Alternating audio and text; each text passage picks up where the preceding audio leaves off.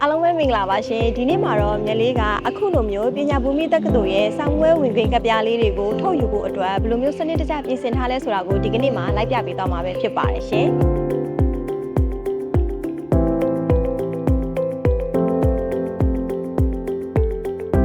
ရလေးဝင်လာခြင်းမှာပဲအခုလိုမျိုးလူတွေကတော့အများကြီးတွေ့တယ်ပြီးတော့ဒီမှာဆိုလို့ရှိရင်သူကစပွဲကုံလေးလည်းထားပေးထားတယ်ပေါ့နော်စပွဲကုံလေးတွေရဲ့အပေါ်မှာအခုလိုမျိုးချင်းလေးနဲ့သူကဒီလိုတုတ်ကင်စာရွက်လေးတွေထားပေးထားပါတယ်အဲစာရွက်ထဲမှာဆိုလို့ရှိရင်တော့ကိုယ့်ရဲ့နာမည်ပြီးတော့မှတ်ပုံတင်နံပါတ်အဲ့ဒါလေးတွေသူပြောထားတဲ့အတိုင်းလေးပဲပေါ့နော်အပြည့်အစုံလေးဖြည့်ပေးတာနဲ့ညလေးတို့တွေဒီတုံငင်ကိုထပ်တဲ့နေရာလေးရှိပါတယ်အဲ့ထပ်တဲ့နေရာလေးကိုသွားရမှာပဲဖြစ်ပါတယ်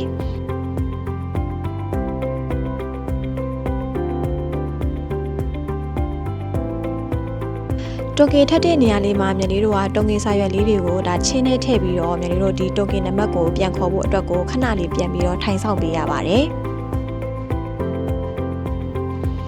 ထိုင်ဆောင်ပြီးလို့ကိုယ့်နာမည်ခေါ်တာနဲ့မြက်လေးတို့သူတို့ညွှန်ပြတဲ့အခန်းထဲကိုဝင်လိုက်ရုံပါပဲ။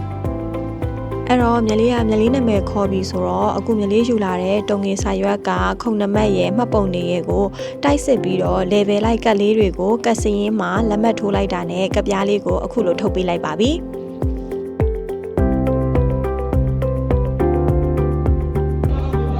ကဲအခုမြက်လေးကကပြားလေးလည်းရလာပြီဆိုတော့အိမ်ပြန်มาတော့မယ်အိမ်ပြန်ပြီးတော့စာချက်ပြီးတော့ဆောင်းပွဲဖြစ်ဖို့ပြင်ဆင်ရတော့မှာပဲဖြစ်ပါတယ်အဲ့တော့တော့ပါပြီတတတကယ်လို့ကိုစားလာထုတ်မယ်ဆိုရင်တော့စာဖြေမဲ့သူရဲ့မှတ်ပုံတင်မိတ်ထူရဲ့ခုံနံပါတ်ရဲ့ဓာတ်ပုံရဲ့ကိုယူဆောင်လာပြီးတော့စာဖြေကတ်များကိုထုတ်ယူနိုင်ပါတယ်